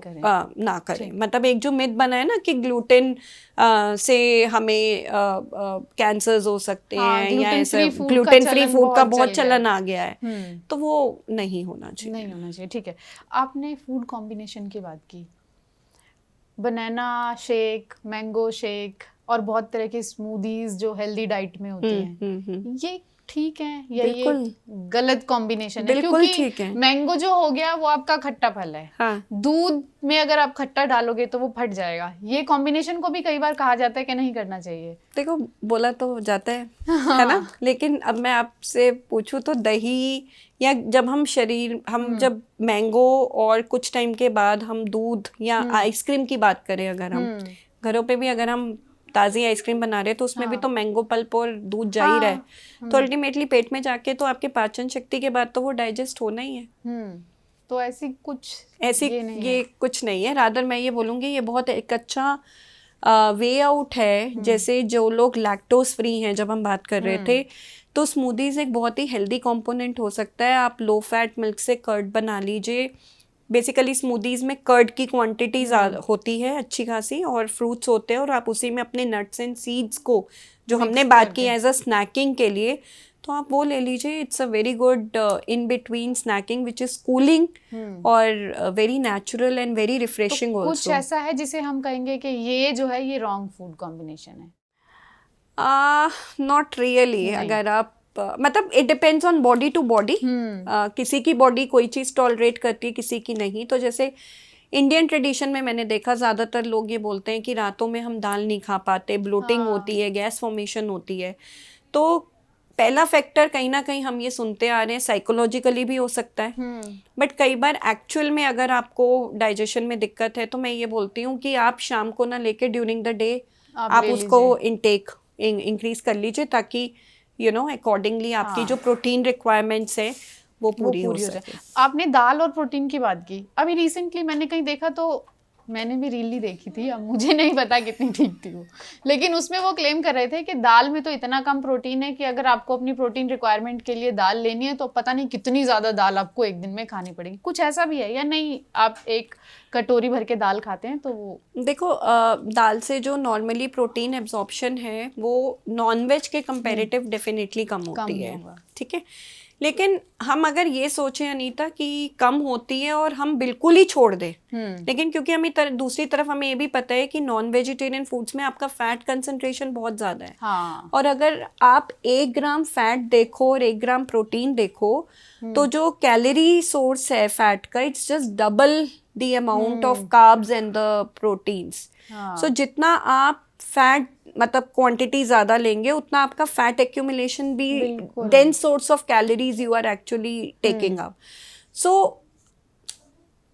सबसे इम्पोर्टेंट चीज है कि हमें ये समझना जरूरी है कि यहाँ पे आपको फैट भी मिल रहा है। हाँ, तो यहाँ पे आपको फाइबर भी साथ में मिल रहा है, आपको बाकी न्यूट्रिएंट्स भी मिल रहे हैं जो शायद उसमें नॉनवेज में नहीं है, और it can work in on overall health. तो that is very important to prioritise and to actually understand the concept. हाँ, मेरे घर पे सोया का एक बार बहुत, मेरे हस्बैंड बहुत हेल्थ फ्रीक है, मतलब उनको ये खाना है ये नहीं खाना है कुछ, मेरा थोड़ा उल्टा है। एक बार बहुत ज़्यादा सोया लाना उन्होंने शुरू कर दिया, फिर मुझे नहीं पता उनको कहाँ से क्या इन्फॉर्मेशन मिली, उन्होंने कहा नहीं सोया ठीक नहीं है, प्रोटीन तो देता है लेकिन पता नहीं क्या क्या, मुझे 4-5 चीज़ें बताई कि ये रीज़न है और सोया को कट कर दो। कुछ साइड इफेक्ट? देखो, ऐसा नहीं होता कि बिल्कुल जीरो कर दिया जाए, कुछ साइड इफेक्ट हैं उसके। नहीं, मैं ये बोलूँगी ज़रूरत से ज़्यादा अगर कर रहे हो तो येस इट कैन, लेकिन एक जो नॉर्मल हमारी अगर आप स्टडीज़ देखोगे, जैसे पोस्ट मीनोपॉजल में ईस्ट्रोजन की हम बात करते हैं, उन सब की बात करते हैं, तो सोया का उससे भी रिलेशन कई लोग बोलते हैं, या मैं बहुत कॉमन सुनती हूँ थायराइड है तो सोया बंद कर दो, ब्रोकली बंद कर दो। अगेन ऐसा कभी भी नहीं है कि आप किसी चीज़ को पर्टिकुलरली बिल्कुल बंद कर दें। अगर आप ज़रूरत से ज़्यादा कंज्यूम करते हैं तब दिक्कत होती है, अदरवाइज ऐसा कुछ नहीं है। आप दिन में अगर हफ्ते में 1 बाउल या 2 बाउल, अगर मैं एक एवरेज इंडियन की बात करूं, तो उससे ज़्यादा कंजम्पशन होती भी नहीं है सोया की। तो उतना इज परफेक्टली फाइन जो आपके हार्मोनल बैलेंस को मेंटेन करते हैं। हाँ, वो ना करें, बट बाकी उसमें ऐसा कोई वो इम्पैक्ट नहीं है। आपने थायराइड की बात की, उसमें कैसी डाइट ले सकते हैं, कुछ बता सकते हैं क्या? सो थायराइड में मेजर जो इम्पैक्ट होता है वो हमारा एम ये रहता है कि वेट हमारा मेंटेन रहे।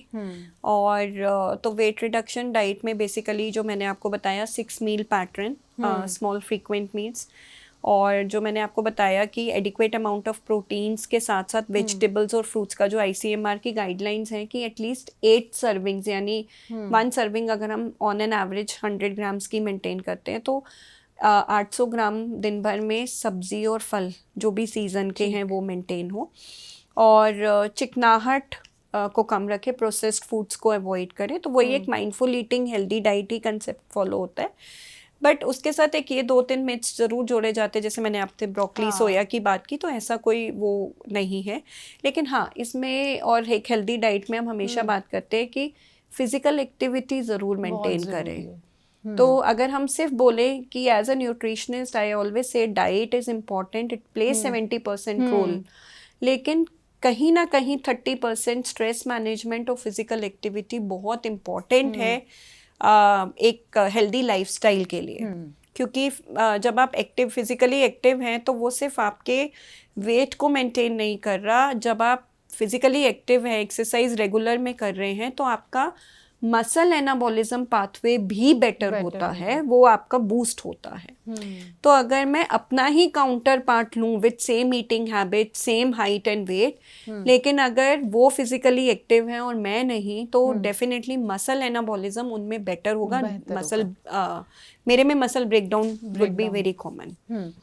इसी से यूरिक एसिड का भी बहुत ज़्यादा पूछा जाता है कि यूरिक एसिड में दालें नहीं खानी चाहिए, कुछ ऐसा है कि आप देखिए प्रोटीन इंटेक कम किया जाता है, लेकिन जो आम तौर पे प्यूरिन रिच फूड्स हैं जिनसे यूरिक एसिड प्रोडक्शन होती है, वो ज़्यादातर आपके नॉन वेज, रेड मीट, आपके ऑर्गन मीट्स, इनमें देखा गया है। जो लीन मीट्स में सेफ हैं, जैसे कि आपके एग वाइट्स बहुत सेफ हैं, लेकिन हाँ वही मैंने बात की ना आपसे कि एक्यूट किडनी इंजरी हम बहुत कॉमन देखते हैं, जैसे बहुत हाई सोर्स ऑफ प्रोटीन पे चले गए तो उतना ना लें, लेकिन एक जो नॉर्मल एवरेज रिक्वायरमेंट है 0.8 ग्राम पर केजी आइडियल बॉडी वेट, अगर हम उसको वेजिटेरियन सोर्सेज से मेंटेन करें तो उसमें इतना कोई तो ऐसा नहीं है कि दालें हाँ बिल्कुल ऐसा नहीं होता कि दालें प्रोटीन भी ले बिल्कुल सकते हैं। बिल्कुल ऐसा नहीं होता कि जीरो प्रोटीन, कोई भी डाइट आपकी जीरो प्रोटीन जीरो कार्ब कभी भी नहीं हो सकती, क्योंकि हर फूड में आपके कार्ब्स भी हैं, प्रोटीन भी है। फर्क सिर्फ इतना है किसी में कार्ब ज्यादा है, प्रोटीन कम है, किसी में प्रोटीन ज्यादा है, किसी में कार्ब कम है।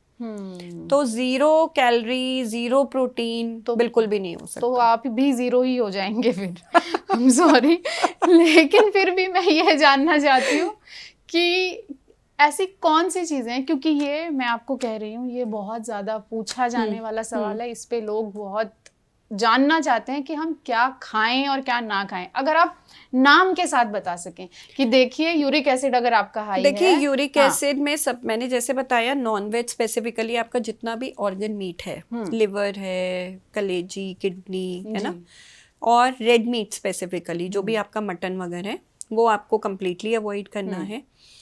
एग वाइट्स अगर आप अपनी क्वांटिटी को मेंटेन कर लें तो आप आराम से ले सकते हैं।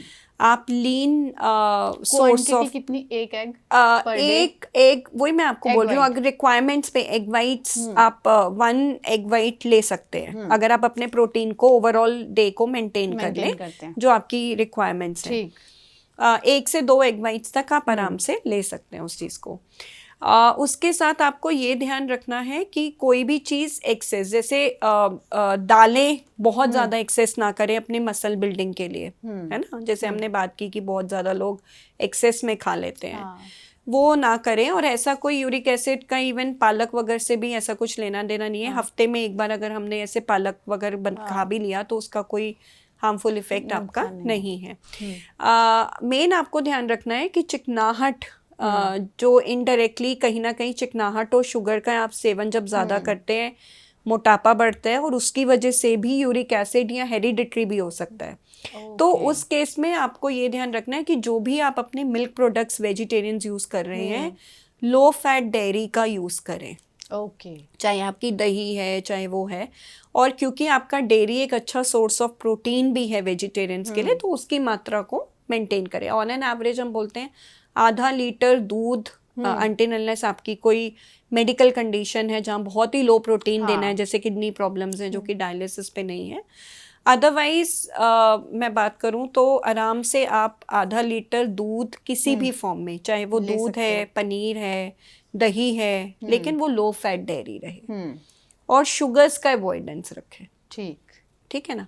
तो अगर आप इन चीज़ों को मेंटेन कर लें तो आराम से आप एक हेल्दी लाइफ के साथ साथ यूरिक एसिड को मेंटेन कर सकते हैं। एक ये काफी टाइम से चलन चल रहा है ब्राउन ब्रेड, ब्राउन राइस, है ना, तो ये कितना ठीक है? मतलब ब्रेड पे तो मैंने देखा पैकेट पे तो लिखा होता है ब्रैकेट में इतना % तो गेहूं का आटा है, उसके अलावा बाकी जो मतलब 30% और 35% तो व्हीट होगा, उसके बाद वो रिफाइंड मैदा ही हो जाता है उसमें। मैंने कई पैकेट चेक करे। देखो नॉर्मली अगर आप बेकरी की बात करो, इन एनीवेज एक्सेस ऑफ बेकरी वैसे भी हेल्दी नहीं मानते हम, चाहे वो आप होल ग्रेन और उसकी बात करो, because when you are making breads, cookies and all, उसमें बेकरी में खूब सारे आपका butter, fat is already added, जो कि इन एनीवेज हिडन सोर्सेज हैं हमारे इंक्रीजिंग इन कैलोरी इनटेक और मोटापा बढ़ाने और इन सब में। तो इसीलिए जब हम एक हेल्दी डाइट की बात करते हैं, हम हमेशा कहते हैं even if you are taking these breads and all, you should restrict.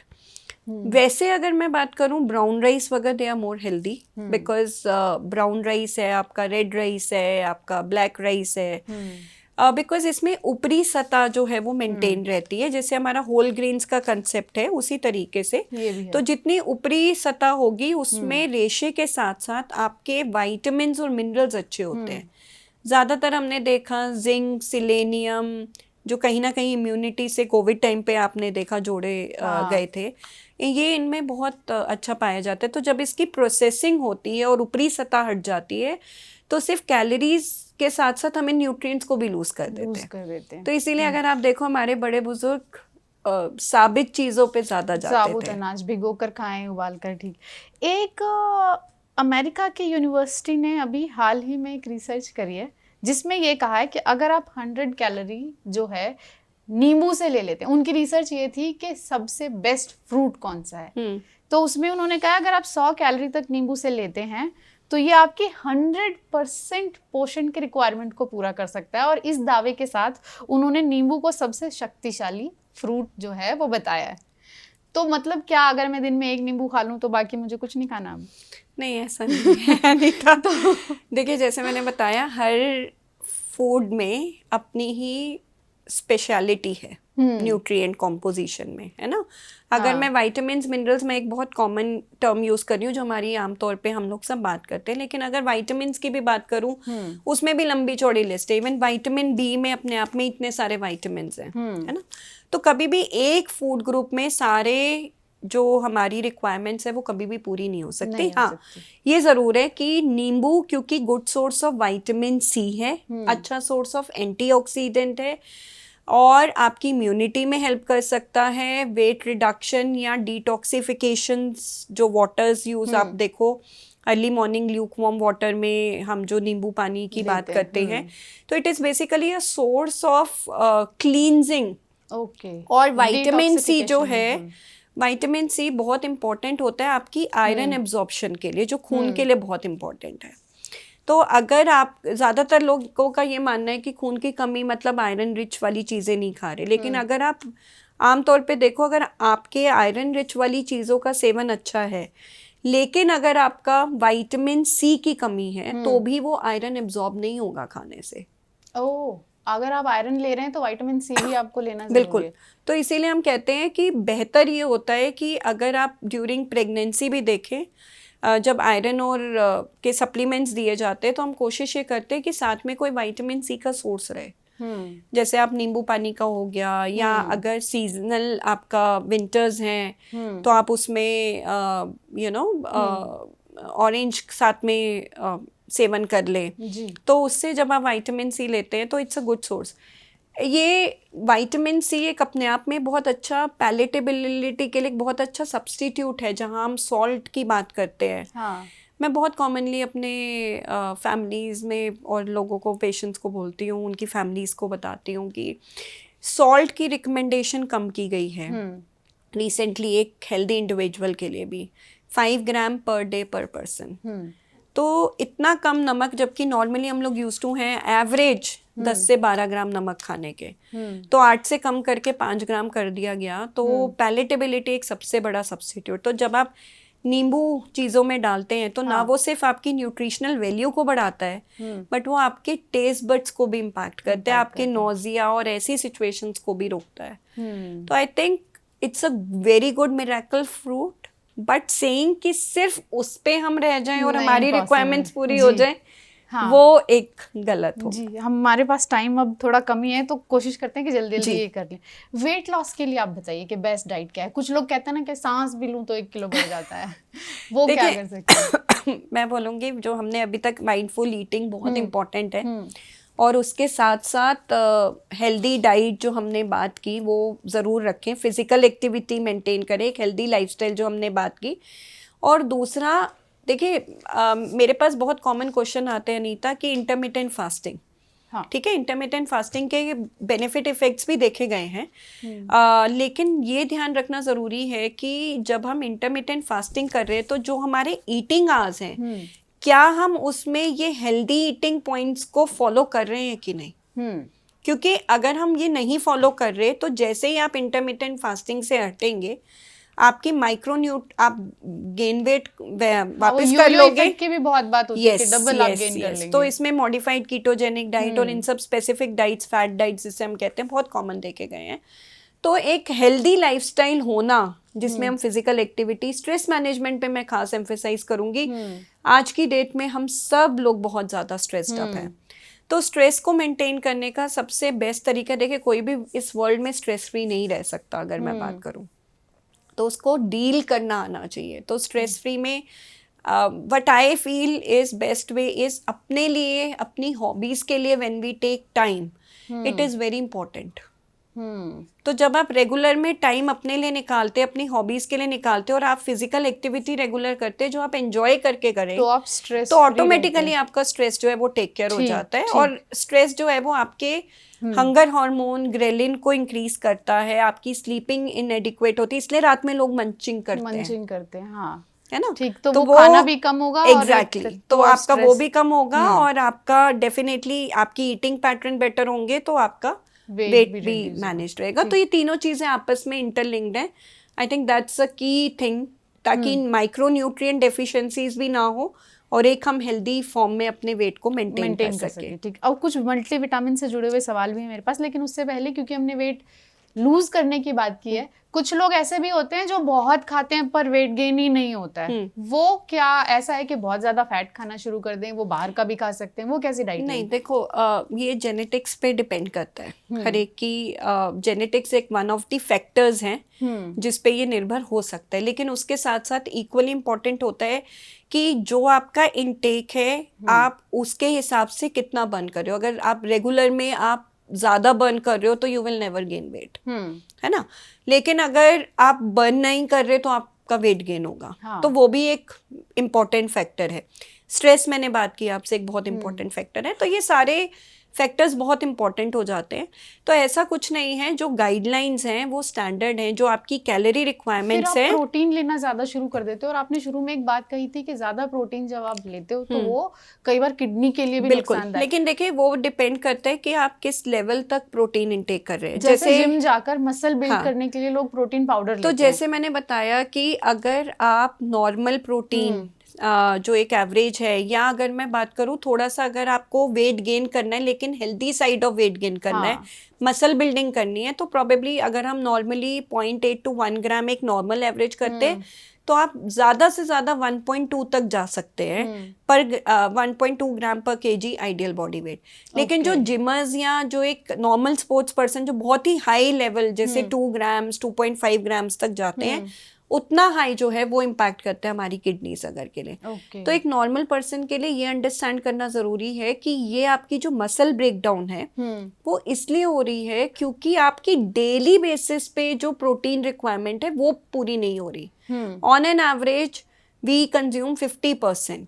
तो जब डेली का 50% लैग है वो मंथ के एंड में कितना क्यूमुलेटिव हो गया. That is what we need to understand. तो अगर आप डेली बेसिस पे अपनी प्रोटीन रिक्वायरमेंट्स को पूरी कर लेते तो आपको as such there is no need. और अगर आप उसके साथ जो हमने बात की physical activity 45 minutes you can have a good. और अगर आप ज्यादा प्रोटीन लेते हैं अपनी जरूरत से, शरीर की जरूरत से, तो उसके क्या नुकसान हो सकते हैं? देखिए उसका एक सीधा हमने बात की एक्यूट किडनी इंजरी की. यूरिक एसिड बढ़ सकता है आपका, हाइपर यूरिसीमिया हो सकते हैं, गाउटी पेन्स हो सकते हैं आपके. ठीक है, ये दो बहुत कॉमन हम देखते हैं, कॉमनली देखे गए हैं. तो ये रिवर्सिबल तो होते हैं अगर आप प्रोटीन इंटेक कम करेंगे तो ठीक हो जाएगा. देखिए बट टाइम लग सकता है. डिपेंड करता है कि एक्यूट किडनी इंजरी के भी फेजेस होते हैं. तो कई बार ऐसी भी सिचुएशंस होती हैं जहां लोगों को डायलिसिस भी कराने पड़ते हैं. मैंने केसेस सुने, कई के प्रोटीन ज्यादा लिया तो डायलिसिस. वो डिपेंड करता है कि कब पता चला, कितना कंजम्पशन हुआ, किस उसमें किडनी है, स्थिति में किस स्टेज पे किडनी है. That all depends. कुछ ऐसा भी है, हमने मल्टीविटामिन्स की बात की थी कि ये विटामिन्स जो है साथ नहीं, जैसे आयरन और कैल्शियम साथ नहीं लेना चाहिए. बिल्कुल. कुछ और भी ऐसे हैं जो साथ में नहीं लेने चाहिए. देखिए जब हम सप्लीमेंटेशन की बात करते हैं ये हमें थोड़ा सा ध्यान रखने वाली बात है. आमतौर पे आयरन और कैल्शियम सबसे ज़्यादा बात की जाती है कि इनको रोकना चाहिए क्योंकि हमारी बॉडी दोनों ही न्यूट्रिएंट्स के लिए compete करती है. तो जब आप स्पेसिफिकली ड्यूरिंग प्रेगनेंसी जब हम 2 सप्लीमेंट्स देते हैं, क्योंकि दोनों के सप्लीमेंट्स दिए जाते हैं, तो कम से कम हमें दोनों सप्लीमेंटेशन में 4 घंटे का अंतर रखना जरूरी है. 4 घंटे का? जी. ताकि हमारा एडिक्वेटली जो आयरन है और कैल्शियम है वो एब्जॉर्ब हो सके. फूड वाइज अगर मैं बात करूं, आप बिल्कुल 100% उसको डिफ्रेंशिएट नहीं कर सकते क्योंकि मैंने आपको बताया हर फूड में मोस्टली सारी चीजें ऐसा नहीं है. जैसे अनार में भी आयरन है बट वो बहुत मिनिमल सा आयरन है. लेकिन ये आप जो सप्लीमेंट्स ले रहे हैं उसमें आपको ध्यान रखने की जरूरत है. तो ये हमें ध्यान रखना है. और अगर हम देखें तो फोर्टिफिकेशन ऑफ फूड्स जो किया गया, जैसे विटामिन डी जो है वो कैल्शियम एब्जॉर्प्शन में हेल्प करता है. इसीलिए आप देखो milk is a good source of calcium. तो कहीं ना कहीं जो मिल्क है वो फोर्टिफाई किए गए विटामिन डी से. क्योंकि जरूरी नहीं है अगर आपकी बॉडी में कैल्शियम की डेफिशिएंसी है तो सिर्फ कैल्शियम फूड से ही हो, कैल्शियम की लैक से हो. अगर आपका विटामिन डी कम है और वो एब्जॉर्ब नहीं कर रहा कैल्शियम को तो उसकी वजह से भी हो सकता है. विटामिन बेशक हम जो है भूगोल पे या नक्शे में कहीं ऐसी जगह पे आते हैं जहाँ हमें प्रॉपर सनलाइट मिलती है, लेकिन फिर भी देखने को मिलता है कि विटामिन डी की बहुत ज्यादा कमी लोगों में होती है. इंडियंस में भी है जबकि हम ऐसी जगह पे हैं. तो ऐसा भी कुछ है कि विटामिन D3 अगर आप ले रहे हैं तो वो आपके शरीर में तब लगेगा जब आप साथ में विटामिन K लेंगे? हाँ, इसका देखा गया है. और इसमें सबसे बड़ी बात अनीता ये भी होती है कि आप किस ड्यूरेशन के लिए वाइट सनलाइट में है, किस टाइम ऑफ द डे है, और आपकी कितना बॉडी एक्सपोजर है और कितनी आपकी रेज जो है वो बॉडी में पेनिट्रेट कर रही है. फॉर एग्जांपल आज की डेट में अगर आप पॉल्यूशन की बात करें, क्योंकि there is almost a layer जहाँ पे इतनी आपकी रेज पेनिट्रेट नहीं कर पाती. और दूसरा अगर हमारा बॉडी का बहुत कम सरफेस एरिया एक्सपोज्ड है तो उतना विटामिन डी सिंथेसिस नहीं होगा. और स्पेसिफिकली अगर मैं फीमेल्स की बात करूं, हम लोग बहुत कॉम्प्लेक्स रहते हैं अपने कलर को लेके, तो we apply lot of sunscreens and then sit, तो वो आपकी बॉडी रेस को एब्जॉर्ब नहीं होने देता. तो ये सारे फैक्टर्स जो हैं वो इम्पैक्ट करते हैं. और आई थिंक आज की डेट में तो इट इज़ वेरी कॉमन कि हम लोग कितना ही सनलाइट हमारे ग्रैंड पेरेंट्स के कंपेयर में अगर मैं बात करूं, नहीं हम लोग तो उतना लेते ही नहीं है. तो ये कॉमन है और इसीलिए ये फोर्टिफिकेशन प्रोसेसेस हुए कि जहाँ पे मिल्क और ऐसी चीज़ों को जो मास लेवल पे कंजम्पशन किया जाता है उनको फोर्टिफाई किया जाता है उन न्यूट्रिएंट से जो कि आपके कंजम्पशन से आपके सप्लीमेंट हो सके. ठीक है. तो उसमें एक चीज का बस ध्यान बोलूंगी मैं, आजकल लोग बहुत ब्लाइंडली अपने विटामिन डी सप्लीमेंट्स ले रहे हैं, तो वो ना करें, उसको कॉशियसली देखें क्योंकि excess of these nutritional supplements can be stored in the liver and can have an harmful effects, hypervitaminosis जिसको हम कहते हैं. बहुत इम्पॉर्टेंट है कि आप अगर आपको सिम्टम्स हैं आप अपने डॉक्टर से मिलें, अगर डॉक्टर आपको जांच बोल रहा है उस पर्टिकुलर न्यूट्रिएंट की जांच कराएं और उसके अकॉर्डिंगली फिर जो डोज डॉक्टर ने प्रिस्क्राइब किया और जितने टाइम के लिए किया है वो करके फॉलो अप करें, ब्लाइंडली ना लें। हाँ, कुछ ऐसा भी है कि कहते हैं कि विटामिन डी आपको सुबह लेना चाहिए, नहीं ऐसा कुछ टाइम वाला नहीं है, ठीक है। आपने कहा कि आयरन और कैल्शियम के बीच में कम से कम 4 घंटे का गैप होना चाहिए। तो जो ये मल्टीविटामिन टैबलेट्स हम खा रहे हैं उसमें आयरन भी लिखा होता है और उसमें कैल्शियम भी लिखा होता है, वो क्या है? देखो, जैसे मैंने बताया कि वो मल्टीविटामिन टैबलेट्स में आपका, क्योंकि किसी एक्सपर्ट ने मुझे बहुत पहले ऐसे रैंडम टॉक में कहा था कि मल्टीविटामिन जो हैं वो सिर्फ और सिर्फ आपके दिमाग को ये मैसेज दे रहे हैं कि आपने मल्टीविटामिन खाए हैं, शरीर में कुछ नहीं गया। इसीलिए मैं बोलती हूँ कि कहीं ना कहीं देखो, अगर मैंने जैसे फूड ग्रुप की बात की, अब हर फूड ग्रुप में कुछ अपना है, किसी में कुछ ज्यादा है, किसी में कुछ ज्यादा है, लेकिन है सारे न्यूट्रिएंट तत्व। तो इसी तरीके से आपके मल्टीविटामिन्स भी है। अभी आमतौर पे चलन बन चुका है कि हमारी डाइट इनएडिक्वेट है, हम लोग ना डाइट नहीं सुधारना चाहते, टाइम नहीं है, वो नहीं है, सप्लीमेंट एक शॉर्टकट मेथड बन गया, विच इज नॉट आइडियल। आप लाइफ लॉन्ग सप्लीमेंट्स नहीं ले सकते ना। तो अगर आप अपनी डाइट को ही मॉडिफाई कर लेंगे तो सप्लीमेंटेशन की जरूरत ही नहीं पड़ेगी आपको। ठीक। एक आजकल बायोटिन बहुत खाया जा रहा है, हेयर फॉल की प्रॉब्लम तो बच्चों से लेकर बुजुर्गों में तो खैर अलग बात है, हर कोई फेस कर रहा है, बाल झड़ रहे हैं, तो बायोटिन सप्लीमेंट्स बहुत, वो ठीक है कि आप मार्केट में जाएं? नहीं, जैसे मैंने बताया, एक हेल्दी डाइट अगर आप लेते हैं तो आपका ये रिक्वायरमेंट नहीं होती। और दूसरा, कहीं ना कहीं देखिए, जो आपका हेयर फॉल है वो कहीं ना कहीं आपकी स्लीपिंग इनएडिक्वेट होने की वजह से भी बहुत कॉमन होता है। आपके स्ट्रेस फैक्टर्स की हमने बात की, उसकी वजह से, क्योंकि आपकी स्लीपिंग इनएडिक्वेट है, उससे बहुत होता है।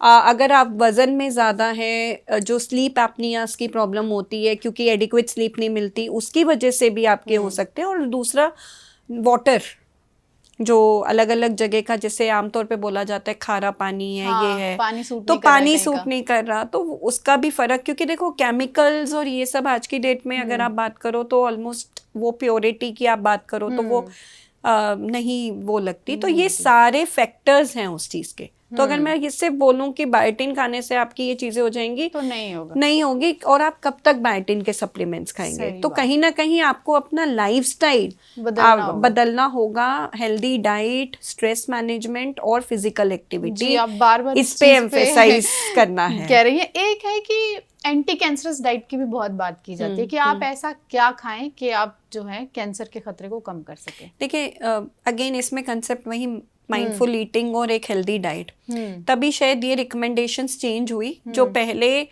मैं बात करूंगी ऑलमोस्ट 5 years पहले, जो मिनिमम एम्फेसाइज वेजिटेबल्स और फ्रूट्स का किया जा रहा था इंडियंस में, वो 5 सर्विंग्स का किया जा रहा था। 5 to 8 इज द रिकमेंडेशन।